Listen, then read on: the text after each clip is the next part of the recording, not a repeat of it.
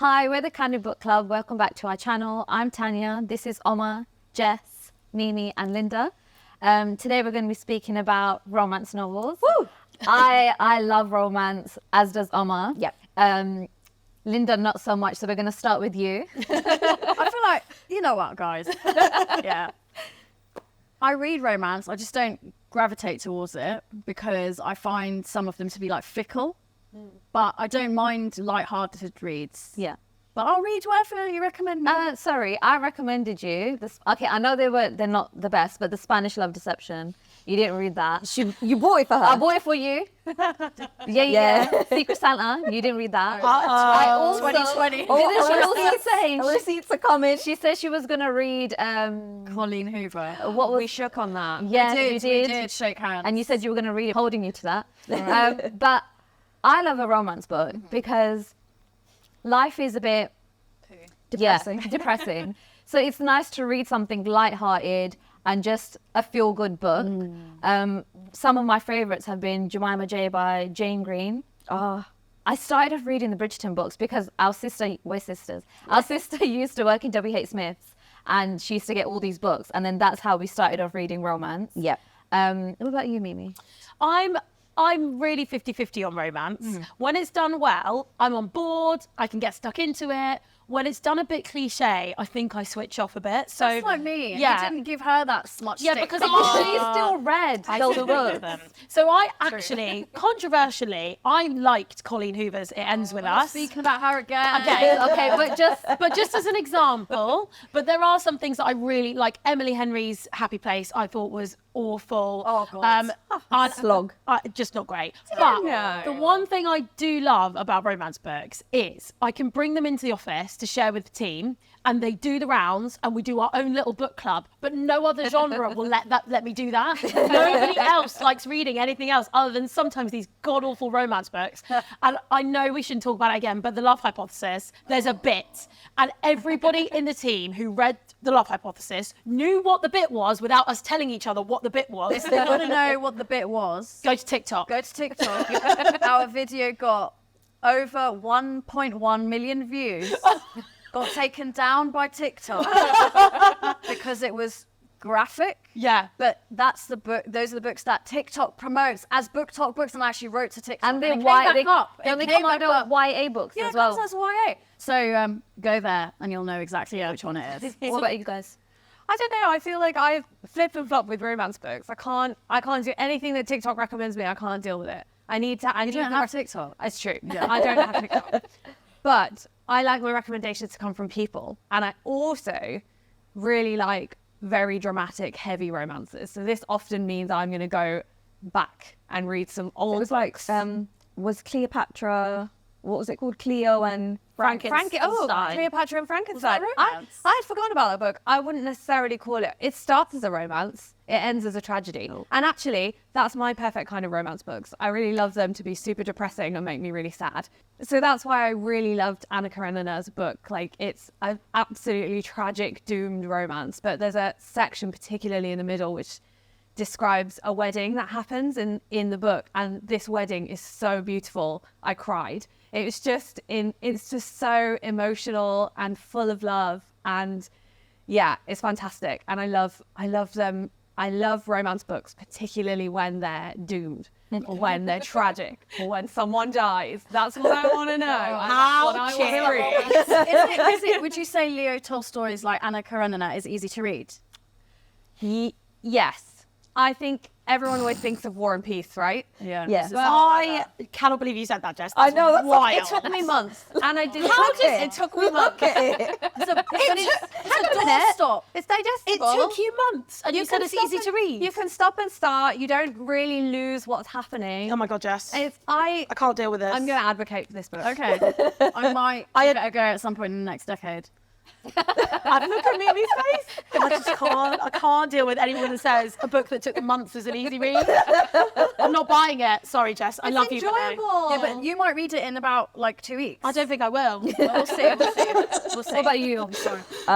So I'm with Tanya. I love stories about love, and I don't want the tragic ones. I don't mind if someone dies because it can be a bit like, oh, But I want the happy feel good. Like Tanya mentioned Jemima J, and we read that, like, it came out over 20 years ago, and it was one of the first ones that sort of sticks in my mind.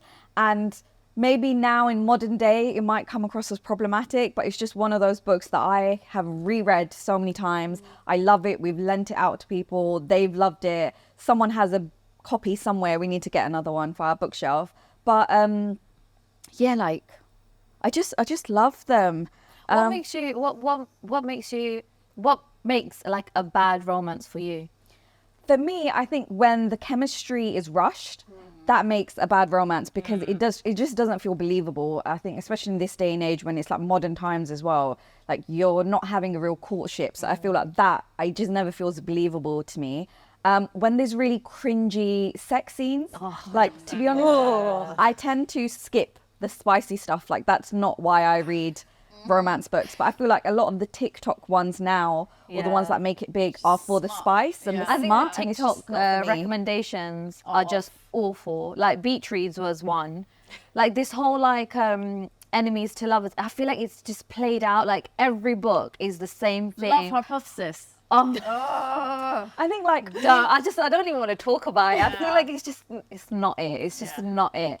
Yeah, I'm not a fan of like the typical tropes. yeah, like relationship. most Your fake relationships. romance books, especially at the YA ones, they have your standard tropes. So you've got like the friends to lovers, you've got the fake dating, you've got enemies to lovers. You Oh my god, the mafia. Forbidden. Mafia. oh, let's the call it forbidden Romeo and Juliet type love, whatever.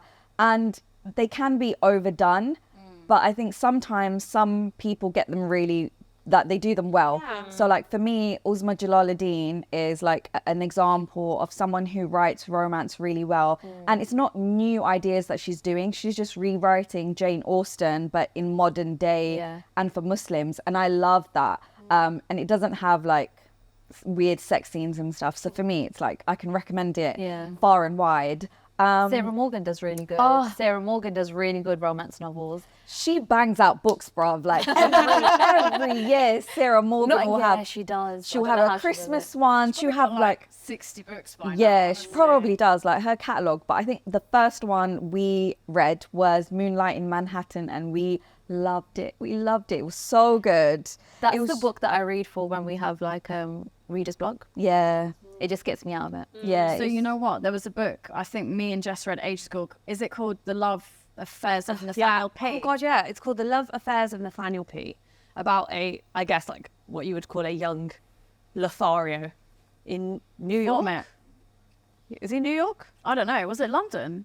Do you mean, when you say Lothario, do you mean Casanova? Yes. Oh, I think that's what I mean. Delightful. Yeah. But I think what's interesting is it is possible to do an original take on a romance for the modern era. It was because just written, it was written by a guy, wasn't it? No, I think Was it written by a woman? I think it was written by a woman. No, shut up. Adele. Is it? Adele someone. Well, I'm glad look this this isn't up. trend on TikTok. Yes. Bet you would be a big probably one. would. Yeah, it probably would, you know, if we rehashed that. It's probably before you lot were born, to be honest. Gen Zers. No, I'm joking. No, I was going to say, but like I find like some of the more recent modern things coming out are really good and feel a bit fresher. So the situationship, for example. Yeah. Would By you call that a romance? yeah, I I would. think it is. It's a love story, but in its way, Disagree. it's I don't think that's a romance. Why not? It sounds like it from the title, but it's more about self-discovery. It's not really about the relationship or the romantic relationships in her I life. think the opposite. She's I think seeking it's romance, Yeah, but it doesn't quite come into fruition. that doesn't mean Yeah. it's not about a love yeah. story.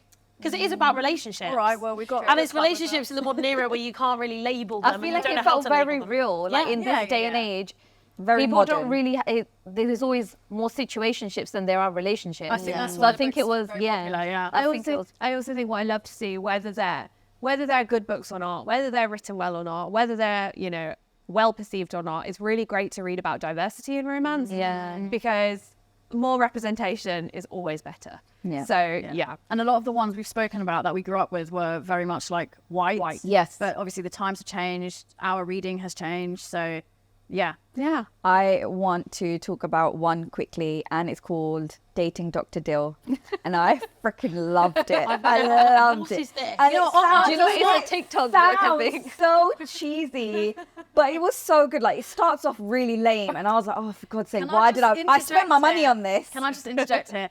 You might hear about a lot of these books that Oma is talking about that are not on our grid. Because Oma is too ashamed to review them. Why is that, Oma? They're like my guilty pleasure. I feel If you're embarrassed. rating it a 5 out of 5, say it with your chest. Say it with your I chest. think now that we're putting it on YouTube, It's out there now. You might as well there. just Come review on. it. Oh dear. but Dating Dr. Dill was really You Sounds so shit.